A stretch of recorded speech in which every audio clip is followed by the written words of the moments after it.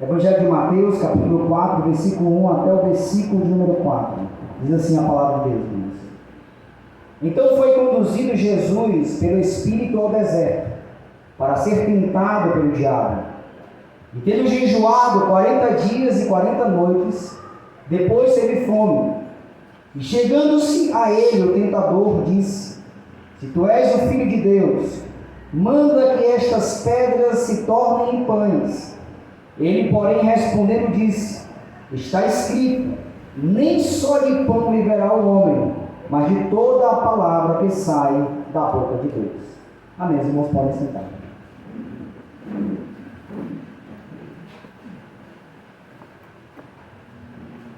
Meus amados, queridos irmãos, com estas palavras que aqui nós acabamos de ler, sobre a tentação de Jesus no deserto, após ter jejuado 40 dias, a Bíblia diz que ele teve fome, mostrando assim que este jejum de Jesus, ele não era o jejum que nós chamamos por completo de água e pão, mas era um jejum apenas de pão. E após esses 40 dias ele teve fome. E naquele momento, digamos assim, de fraqueza física, já que ele estava no corpo, o tentador se aproxima. E como ele estava com fome, a solução era matar a fome. E o que foi que ele apresentou, ofereceu? Ou ele queria induzir Jesus, naquele momento, se dobrasse, digamos, ao seu conselho, que ele transformasse as pedras em pães. Mas a resposta de Jesus, irmãos, ela foi muito interessante. Versículo 4, nós temos a resposta de Jesus: nem só de pão viverá o homem, mas de toda a palavra que sai da boca de Deus. O verbo usado por Jesus aqui é o verbo no presente. Ele não disse que o homem vive não com a palavra que saiu da boca de Deus, mas com a palavra que sai da boca de Deus, mostrando, irmãos, a atualidade da palavra. É interessante que o texto que ele usa é um texto do Antigo Testamento, lá de Deuteronômio, capítulo de número 8, versículo de número 3, porque ele disse ao diabo: está escrito.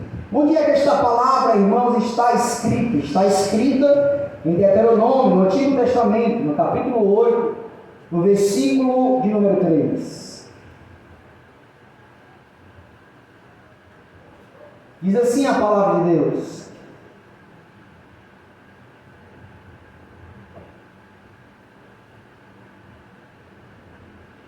e te humilhou, e te deixou ter fome, e te sustentou com um maná, que tu não conheceste, nem teus pais o conheceram, para te dar a entender que o homem não viverá só de pão, mas de tudo que sai da boca do Senhor viverá o homem. Então Jesus, irmãos, na tentação aqui do deserto, ele usa esse texto para dizer a Satanás que nem só de pão vive o homem, mas de toda a palavra que sai da boca de Deus.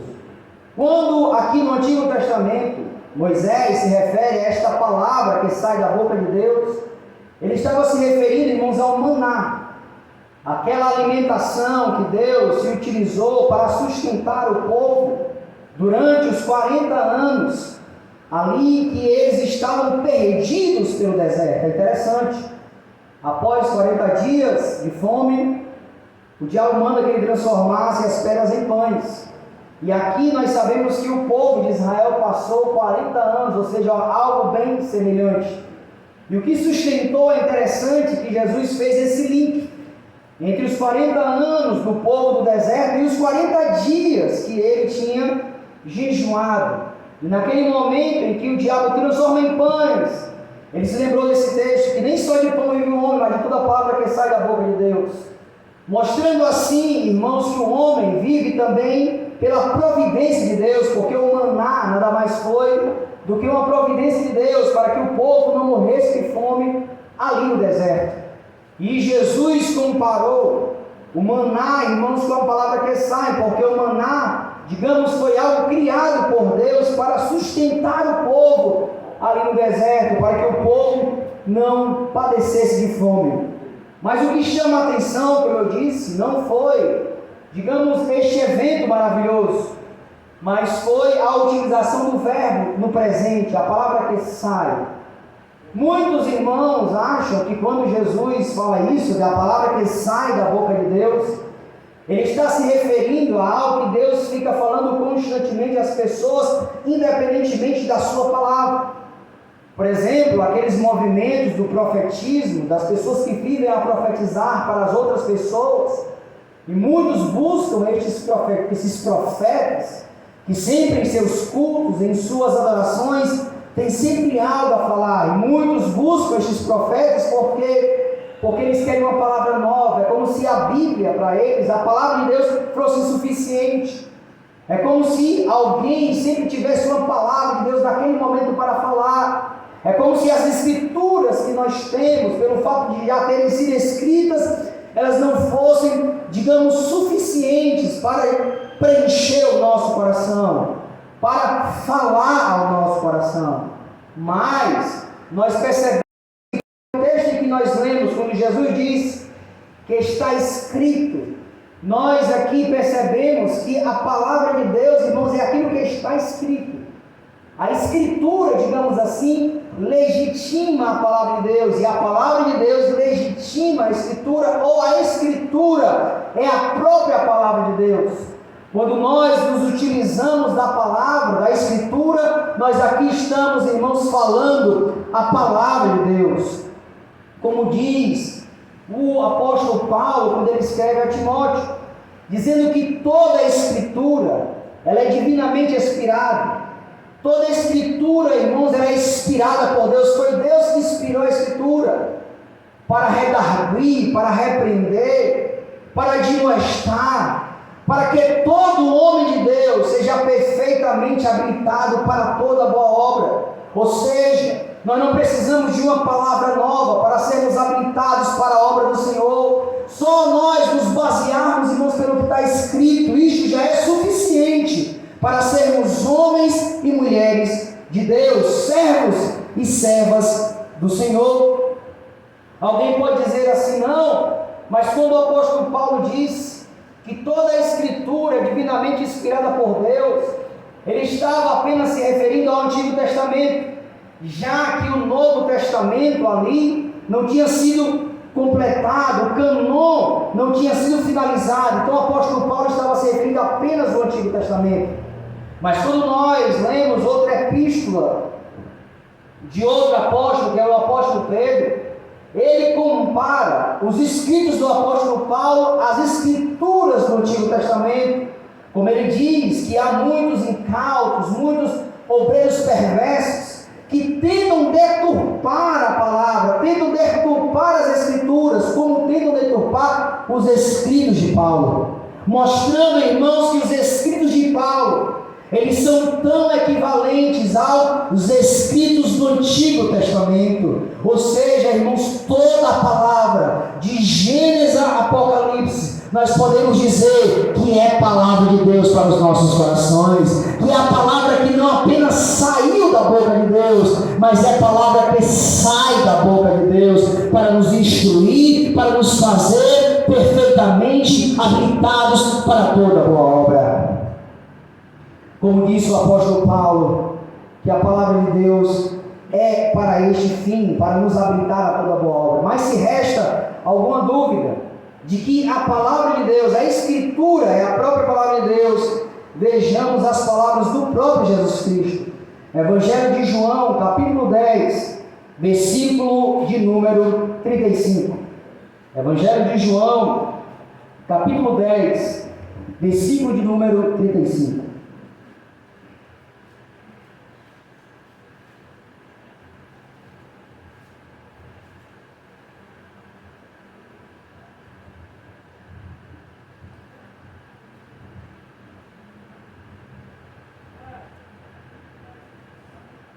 Que diz assim: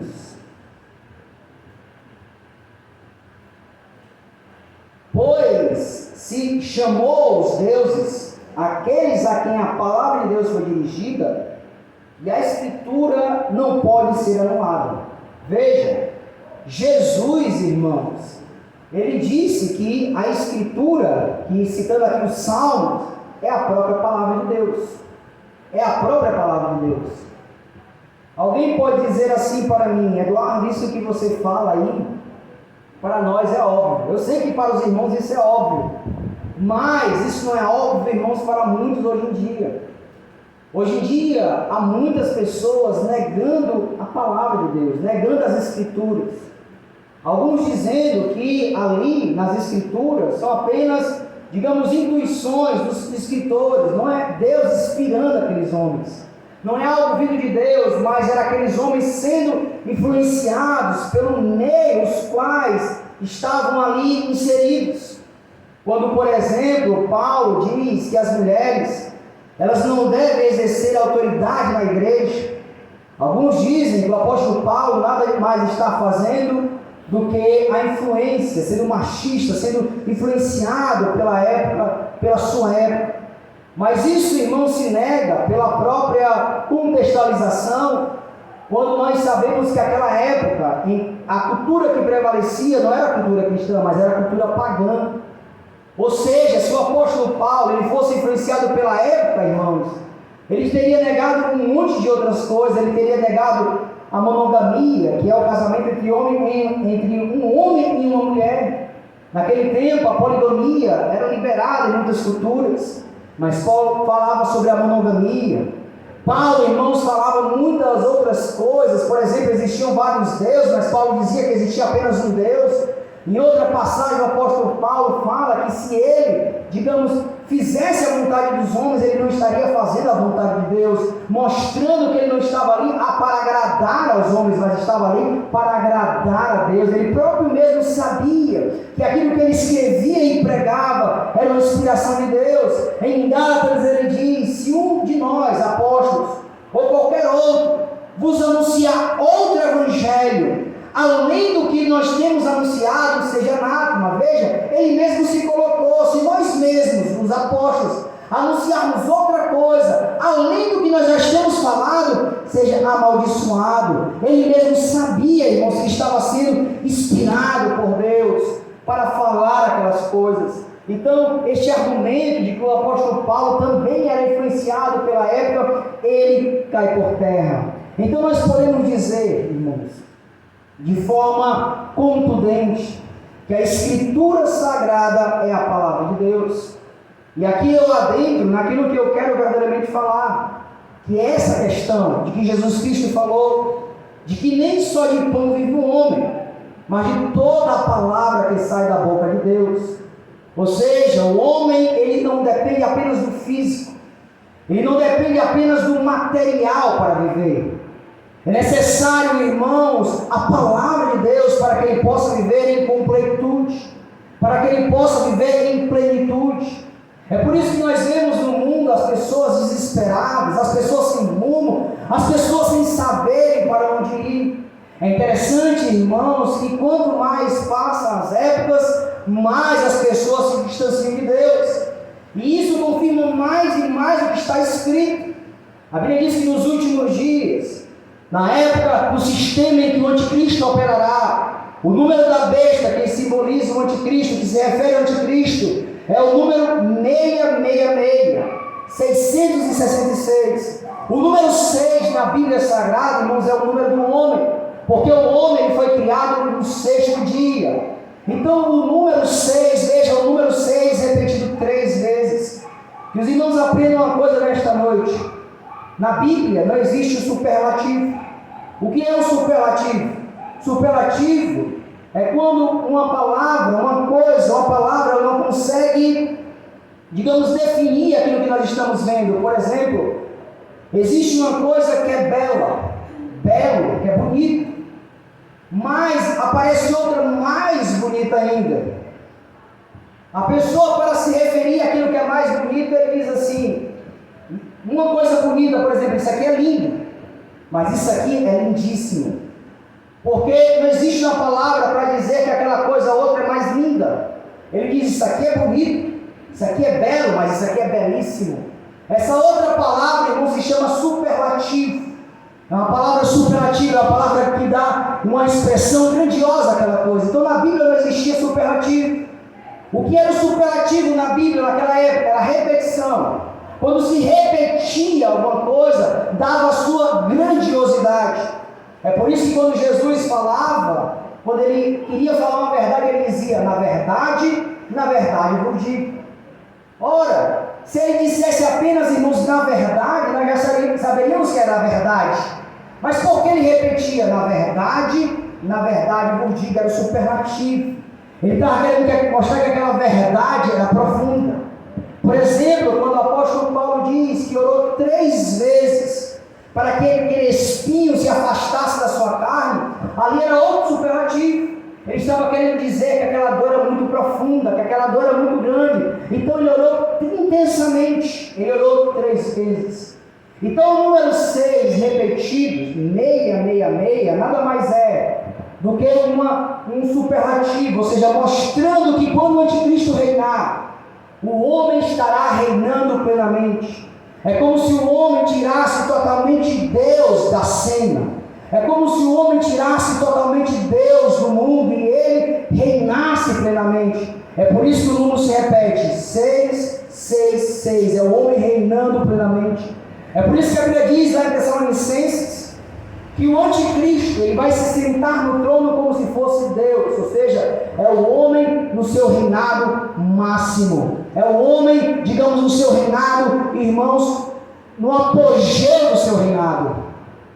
Então é por isso que nós vemos o mundo entrando em declínio, porque cada vez mais os homens vão tirando Deus de cena, para que o reino do anticristo ele apareça. Mas, segundo a Bíblia Sagrada, irmãos, nós vemos o quanto é necessário a palavra de Deus para que o homem seja completo, para que o homem supra. Ou seja, os homens de nossa época acham que, possuindo as coisas terrenas, possuindo as coisas materiais, ele se completará. Não é fácil nós vermos isso. Quantas pessoas, irmãos, acham que possuindo isso, tendo acesso àquilo outro, tendo acesso a tudo aquilo que o dinheiro pode dar, elas se completarão na vida? Nós vemos isso constantemente. Às vezes mesmo até nós, quando não nos atentamos e não estamos vigiando, nós mesmos caímos nessa tentação de achar que nós só teremos plenitude, seremos plenos como pessoas, como indivíduos, quando nós tivermos isso ou aquilo outro. Mas através das palavras de Jesus nós vemos, irmãos, que nem só de pão vive o homem, mas de toda a palavra que sai da boca de Deus, mostrando que o homem necessita, irmãos, da palavra de Deus. Não tem como o homem viver neste mundo sem a palavra do Senhor, sem a palavra de Deus. É o que disse o Agostinho, quando ele disse assim: fizeste-nos para ti, e andamos angustiados, e andamos sem rumos, até não sermos encontrados em ti. Ou seja, ele disse também que no coração do homem existe um vazio tal que só Deus pode preencher. Este vazio é tão grande que só Deus pode preencher. Também é tão pequeno o homem que é lá no íntimo que só Deus pode entrar. Então, irmãos, é impossível o homem viver neste mundo sem a palavra de Deus para lhe sustentar, sem a palavra de Deus para suprir as suas necessidades. É impossível alguém dizer nesta vida que vive, irmãos, de forma plena, sem a palavra do Senhor. Quando dizemos isso, as pessoas tentam, irmãos, revidar de todas as formas, exigir de todas as formas, dizendo: como é que eu posso crer na palavra de Deus, já que ela passou por tanto tempo no mundo, passou por tantas mãos? Como é que eu não posso desconfiar de que ela foi alterada, que os homens a utilizaram apenas para se completar, para apenas atingir os seus objetivos finais? Meus amados irmãos, quem fala isso não conhece as Escrituras, porque quando nós lemos as Escrituras, nós vemos que em nenhum momento a Escritura, irmãos, enaltece homem algum. Em nenhum momento a Escritura, irmãos, aponta o domínio de homem algum sobre outros homens. Sempre a Bíblia, irmãos, mostra o quanto o homem está em falência, o quanto o homem espiritualmente está falido. Quando você lê o Salmo de número 14, você vê dizendo que não há quem possa buscar a Deus, não há um sequer, não há um justo sequer. mostrando que não existe um só homem perfeito neste mundo, mas que todos são pecadores, diferentemente dos pagãos que acreditavam que os seus líderes e imperadores eram deuses, homens dignos de reverência, homens dignos de adoração. Mas através, irmãos, da palavra de Deus, através do judaísmo, através dos judeus já tinha uma palavra mostrando que o homem, irmãos, está em pecado, que o homem é um miserável pecador. Pode ver os grandes heróis da Bíblia Sagrada, Abraão, Moisés, Davi, todos eles, irmãos, as Escrituras vão apontar que foram homens que falharam, que foram homens que faliram. Apenas um das Escrituras Sagradas, a Bíblia vai mostrar que nunca faliu, que nunca errou, que nunca pecou, e o nome dele é Jesus Cristo. É só este que a Bíblia aponta, irmãos, como aquele que nunca pecou, que foi 100% justo, 100% santo diante de Deus. Quando Judas o traiu, disse que traiu sangue inocente. Quando Pilatos estava julgando, disse: não vejo neste homem crime algum. Pedro, escrevendo as suas epístolas, disse: engano nenhum saiu de sua boca. Então a Bíblia, irmãos, não aponta para esse domínio através da mesa, pelo contrário, foi através da Bíblia Sagrada, irmãos, no passado, que foi apregoado sobre a libertação dos escravos. Veja na história, os primeiros a libertar os escravos foram os ingleses, na pessoa de William Wilberforce, que era um parlamentar, que era cristão, no século XVIII, na época do avivamento do metodismo, em que John Wesley, um pregador avivalista, dizia que todos eram iguais perante o Senhor, que não havia distinção entre homem para com outro homem, porque todos eram a imagem de Deus. Influenciados por esta pregação, o parlamento inglês, ele aboliu, irmãos, a escravidão, dizendo que todos os homens eram semelhantes e que todos eram iguais diante de Deus, através da palavra. Foi através da palavra, irmãos, que surgiu o Estado laico. O que é o Estado laico? É o Estado não confessional, é o Estado que não tem confissão religiosa. Todo Estado, irmãos, que teve confissão religiosa foi um Estado opressor. Mas os protestantes, através das Escrituras, diziam: o Estado tem que ser laico. Ele não pode nem negar a fé e nem pode confessar a fé. Se confessar a fé, ele tem que deixar as pessoas livres, porque Deus criou todo homem livre para fazer a sua escolha diante dele. Foi através das Escrituras Sagradas, foi através da palavra, irmãos, que surgiu o Estado laico, um Estado que não tem confissão religiosa. Foi através da palavra, irmãos, que surgiu a libertação dos escravos. Foi através da palavra, irmãos, que as mulheres, elas vieram a ganhar valor que não tinham antes. Foi através da palavra que um homem chamado Martin Luther King lutou pelos direitos civis dos negros dos Estados Unidos. Ele dizia que não devia pegar em armas, enquanto Malcolm X, que era outro revolucionário, muçulmano, radical, ele dizia que os brancos não deveriam se envolver, enquanto Martin Luther King dizia assim: não, todos nós vamos chegar juntos no céu, todos nós vamos chegar juntos no cume. Eu espero um dia em que nesta nação ninguém será julgado pela cor da sua pele, mas que todos serão julgados ou pelo bem ou pelo mal que fizeram, mas não pela cor da sua pele. Então ali, irmãos, ele pregava a unificação das cores. Foi no movimento do século XX na Rua Azusa, que foi, irmãos, iniciou por negro William Seymour, que era uma pessoa simples, que enxergava apenas de um olho, era cego de um outro, em um galpão, irmãos, onde não tinha beleza nem formosura. Diz a história que o púlpito dele não era como os púlpitos de hoje, de acrílico, com luzes, irmãos, envolvendo o púlpito de ouro, alguma coisa semelhante. O púlpito dele, sabe como era, irmãos? Era apenas dois caixotes de madeira. Ele colocava um caixote em cima do outro, mas ele colocava, diz a história, que quando ele orava, ele colocava a cabeça naquele caixote e começava a orar ao Senhor pelo batismo do Espírito Santo. E naquele momento vinha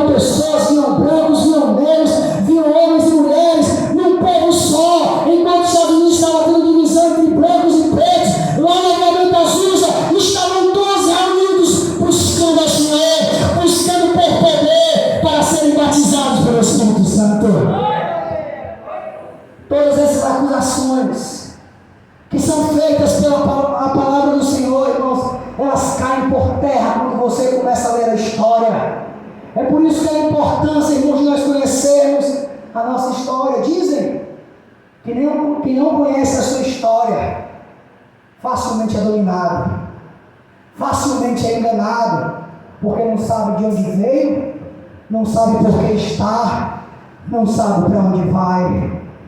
É por isso importante da leitura da palavra, da leitura das Sagradas Escrituras, irmãos, para que possamos afirmar que o homem, ele necessita da palavra, a palavra que transforma, a palavra que liberta. A Bíblia diz que a fé vem pelo ouvir, e ouvir a palavra do Senhor. A fé é gerada, irmãos, pela pregação do Evangelho, pela pregação da palavra de Deus, que o homem necessita, como disse Jesus, nem só de pão viverá o homem, mas de toda a palavra que sai da boca de Deus. Então, como nós vimos, irmãos, o quanto a palavra de Deus, ela não apenas atuou, ela atua para uma vida plena humana, como também ela ajuda na própria construção da sociedade. A sociedade a qual nós vivemos, que chamamos sociedade ocidental, ela tem 3 pilares, irmãos, que os homens se baseiam nesses pilares, às vezes nem sem saber por que se baseiam. E quais são os 3 pilares? São as leis romanas. As nossas leis têm por origem as leis romanas. A forma como nós pensamos filosoficamente tem por base a filosofia grega. E a forma como nós nos tratamos moralmente tem por base a cultura judaico-cristã, ou seja, os princípios bíblicos. Por que, irmãos, nós achamos que o adultério é errado? Vocês acham que o homem ter várias mulheres sempre foi errado no mundo? Povos que sempre condenaram o homem ter várias mulheres, os povos tinham isso. Quem começou, irmãos, a questão da monogamia foram os cristãos, foram os judeus. A questão do perdão como uma virtude maravilhosa. A vingança como algo condenável. É cristianismo aí na veia. Porque pega a cultura dos vikings. Vamos supor se nós fôssemos vikings, se os vikings, a cultura viking tivesse prevalecido. Para eles a vingança, irmãos, era fundamental. A vingança era uma virtude para eles. Eles achavam que ao cumprir uma vingança, eles estariam cumprindo o seu destino. Os deuses destinaram assim, eles acreditaram que o destino deles estava delineado pelos deuses. Então, ao se vingar, eles achavam que foram os deuses que decidiram aquilo. Mas segundo os cristãos, irmãos, a vingança ela não pertence ao homem, a vingança ela vem do Senhor, a vingança é do Senhor, não do homem. Nós, como cristãos, não temos que nos vingar daqueles que nos perseguem. Nós, como cristãos, não temos que nos vingar daqueles que nos querem o mal. Nós, como cristãos, irmão, nós temos que orar e bendizer todos aqueles que maldizem. Mas é interessante que não é só nós cristãos que pensamos assim. Chegue para o incrédulo.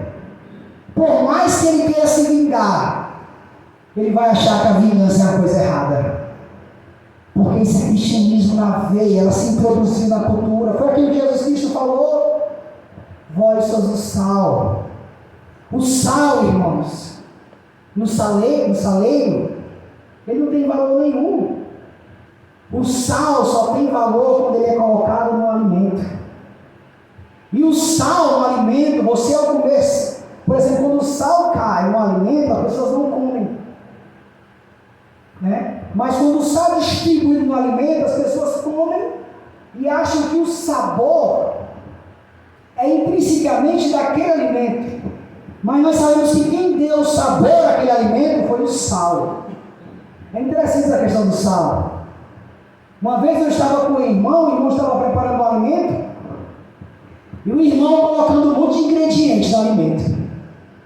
Aí eu só na minha cabeça, sem falar para o irmão, disse assim: rapaz, o texto bíblico não está muito completo não. Porque o texto diz que o sal é que dá o sabor. Mas esse irmão aí colocando um monte de ingrediente, não é só o sal não. Sabe o que o irmão falou de repente, sem eu ter falado nada, irmãos? O irmão disse assim: Eduardo, tá vendo esses ingredientes tudinho? Se eu não colocar o sal, não vai ter sabor, não. Você já deu a responder a mesma hora aqui. Eu disse: eu não abri meu pó na cinza. A tua palavra é a verdade. Irmãos, é o sal introduzido. Não vemos ele, mas está ali. Introduzindo, assim são os valores cristãos deste mundo. Sabe o que sustenta, irmãos? É a palavra de Deus que sustenta todas as coisas. São confirmações que às vezes nós ignoramos, mas que estão lá, evidência aos nossos olhos, nos dando mais motivos, irmãos, para nós crermos mais e mais nesta palavra, para nós nos apegarmos mais e mais a esta palavra, fazer aquilo, irmãos, que o Tiago diz: não sejam apenas ouvintes, não sejam apenas como aquelas pessoas que vão ao espelho, olham para a face de vocês e depois se esquecem. Apesar de nós olharmos para a palavra e ela refletirmos aquilo que nós somos, nós temos, irmãos, que guardar aquilo que nós somos. Por exemplo, é como eu não posso me olhar no espelho e dizer: eu sou feio, depois de virar as costas, não, eu sou bonito. Não, eu tenho que afirmar aquilo que eu estou vendo no espelho, assim é na palavra do Senhor. Se a palavra do Senhor está dizendo eu sou mal, é porque eu sou mal. E eu sei, irmãos, que eu sou mal. Quando eu falo maldade, eu não estou falando de perversidade. Eu estou falando de rebeldia. O homem rebelde, irmãos, a palavra do Senhor. O Senhor manda ele para a direita, ele vai para a esquerda. O Senhor manda ele para a esquerda, ele vai para a direita. O homem é rebelde, o homem sempre está se rebelando contra o Senhor. Não sejamos apenas ouvintes, mas sejamos praticantes. Sejamos pessoas, irmãos, que estejam, nossos conceitos para finalizar, completamente, irmãos, absorvidos pela palavra. Porque às vezes nós vemos muito achismo, até na igreja mesmo. Não, eu acho que é isso, eu acho que é aquilo, mas o que é que diz a palavra? O que é a igreja para a palavra? Eu acho que a igreja é assim. Eu quero saber para a palavra. Como é que os dons espirituais operam? O que é profecia para você, irmão? Como é que a profecia deve agir? Não, acho que profecia é revelar o futuro. Nada a ver com profecia que diz no Novo Testamento. As pessoas pegam aquilo que está no Antigo e lançam no Novo como se tivesse ressonância. O que é a palavra do conhecimento? O que são os ministérios? Os dons ministeriais para você? O que é um pastor para você? O que é um evangelista para você? O que é um apóstolo para você? O que é um mestre? Tem pessoas, irmãos, que acham que ser mestre é apenas ensinar a Bíblia. Não ensinou, já é mestre. Mas por que então Tiago fala assim: não queiram muito de vós ser mestre, não queirais muito de vós ser mestre, porque o mestre terá maior juízo? Por que a Bíblia fala isso, que o mestre terá maior juízo? Será que o Tiago fala o motivo? Nós temos que ver as escrituras, o que é que ela diz. Porque o mestre ele terá maior juízo. Porque o mestre, irmãos, ele tem que ser a pessoa mais exemplar na igreja, moralmente falando. Porque os ensinamentos bíblicos não são apenas ensinamentos teóricos, mas são ensinamentos éticos e morais. Então, uma pessoa que é imoral, por mais que tenha conhecimento, ele está inabilitado de ser mestre. Por quê? Por isso que vai ter maior juízo, porque o Senhor cobrará tudo aquilo que ele ensinou. Porque o ensinamento errado e mal utilizado pode levar pessoas ao inferno. Por isso essa cobrança do mestre. Porque o mestre é como Jesus. Não apenas que alguém que sabia ensinar, mas que os seus ensinamentos correspondiam com a sua própria vida. Um pastor tem lá as características. Tem pessoas que acham que o pastor tem que ser uma pessoa simpática, uma pessoa que visita as casas, uma pessoa que sempre ri, mas são essas características que a Bíblia, irmãos, dão a um pastor para que a pessoa seja eleita como um pastor. Um evangelista, simplesmente aquele que prega em praças, vai Quais são as características? A Bíblia dá esses caminhos. É por isso, irmãos, que nós temos que estudar as Escrituras, estudar a palavra do Senhor, para que não caiamos nestes erros que aí estão, dos achismos humanos, Então é fundamental que nós, irmãos, leiamos constantemente. É por isso que a Bíblia diz que nós não podemos andar segundo os conselhos dos ímpios, nem no caminho dos pecadores, e nem se assentar nas rodas dos escarnecedores. Antes o nosso prazer está na lei do Senhor, na palavra de Deus, e nela meditamos de dia e de noite. Porque prosperar, irmão, na tua vida espiritual não é você indo atrás de palavras novas, de profetismo, não. Medita nesta palavra de dia e de noite. Não é a oração do ungido que vai te fazer uma pessoa fundamentada com frutos, não. É através da palavra do Senhor. Medita na palavra de dia e de noite. Tu serás como uma árvore plantada junto ao ribeiro. Dará os teus frutos na estação certa. E tudo que você fizer prosperará. Será próximo porque você estará fundamentado na palavra do Senhor. É guardando a palavra do Senhor, irmãos, que nós somos, digamos assim, nós evitamos o pecado. O pecado sai do nosso coração, como disse o salmista Davi. Guardei a tua palavra no meu coração para não pecar contra ti. Não é através de sacrifícios.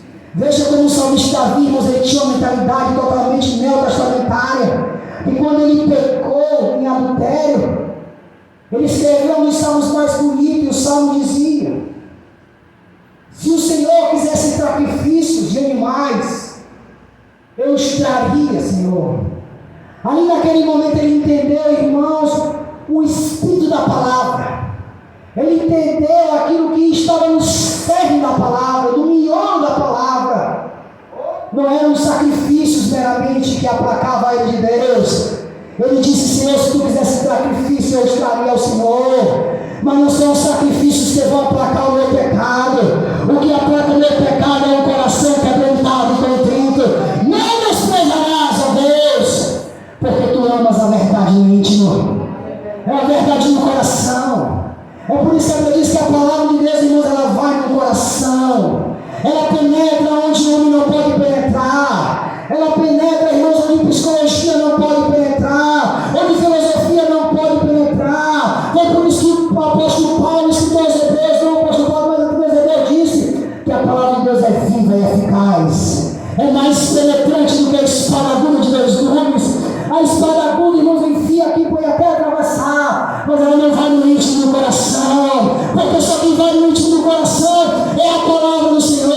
Ela vai no íntimo do coração, ela vai lá na divisão da alma, juntos e medulas, é apta para discernir os pensamentos e a intenção do coração. É por isso que ele dizia: sonda, meu Deus, esquadrinha o meu coração, prova os meus pensamentos, vê se eu inicio algum caminho mau e guia-me segundo o teu caminho eterno. Ele sabia, irmãos, que era a palavra de Deus que levantava ele. Ele dizia assim: a minha alma está apegada ao pó, a minha alma está pensando somente nas coisas terrenas, eu estou preocupado somente nessas coisas passageiras, mas me vivifica segundo a tua palavra. É a tua palavra que me coloca de pé, é a tua palavra que me faz existir, é a tua palavra que me fortalece. A minha alma está apegada ao pó, mas me vivifica, Senhor, segundo a tua palavra.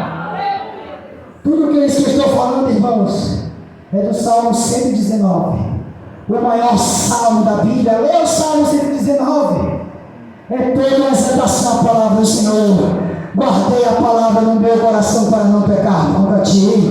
Lâmpada para os meus pés é a tua palavra. Salmo 119, versículo 15, se não me engano. Lâmpada para os meus pés é a tua palavra e luz para o meu caminho. Ela não é só lâmpada para os meus pés, nos meus passos curtos, ela é luz até para o meu caminho, para aquilo que vai vir por mim. É a palavra, irmãos, é por isso que eu preciso da palavra. Crente, mais do que dinheiro, você necessita da palavra. Mais do que suposta paz, você precisa da palavra. Mais do que o suposto sossego que este mundo queira te oferecer, você necessita da palavra. Jesus disse: as palavras que eu vos disse, elas são espírito e vida. A vida está na palavra de Deus, irmãos. É a palavra de Deus que nos mantém de pé. É a palavra de Deus que alimenta a nossa esperança. É a palavra de Deus, irmãos, que mantém, irmãos, as nossas vidas, resistindo o mal e o pecado, revelando aquilo que é pecaminoso aos nossos olhos. Por isso que é luz, por isso que é lâmpada. Sem ela estamos perdidos. Sem ela, irmãos, o homem está completamente perdido. Então não olhe para essa palavra apenas como um amuleto. Não use esta palavra apenas como um objeto de decoração da sua estante. Não use esta palavra apenas como palavras de mantra, e ao repeti-las, você será livre de algum mal. Tem esta palavra como a palavra que sai da boca de Deus para você. Medite nela de dia e noite. Se aprofunde na palavra, se aprofunde nas escrituras sagradas. Não foi à toa, irmãos, que ela chegou até os nossos dias. E ela é indestrutível, porque é a palavra de Deus. A Bíblia diz lá em Apocalipse que tem um livro lá no céu. E este livro, irmãos, o anjo vai sair com ele aberto, pregando o Evangelho nos 4 cantos da terra. Este livro, sabe qual é? É a Bíblia Sagrada, é a palavra de Deus, irmãos. Esse livro, quando a gente for arrebatado, a palavra de Deus, não vai deixar de existir, não vai continuar existindo no céu. Porque é palavra do Senhor, irmãos. É palavra do Senhor para os homens, é palavra de Deus para os homens. Por isso que nós devemos pregar, como disse o apóstolo Paulo. Pregar tempo é fora de tempo. Anuncia a toda hora, anuncia a todo instante. Porque é isso que os homens precisam. Nem só de pão viverá o homem, mas de toda a palavra que sai da boca de Deus. Foi dada essa missão, irmãos. Vamos cumpri-la com todo fervor e com todo amor e com todo zelo, em nome de Jesus. Amém. Esta é a palavra que eu tinha para os irmãos. Vamos ficar de pé, os irmãos louvando a Deus do Senhor.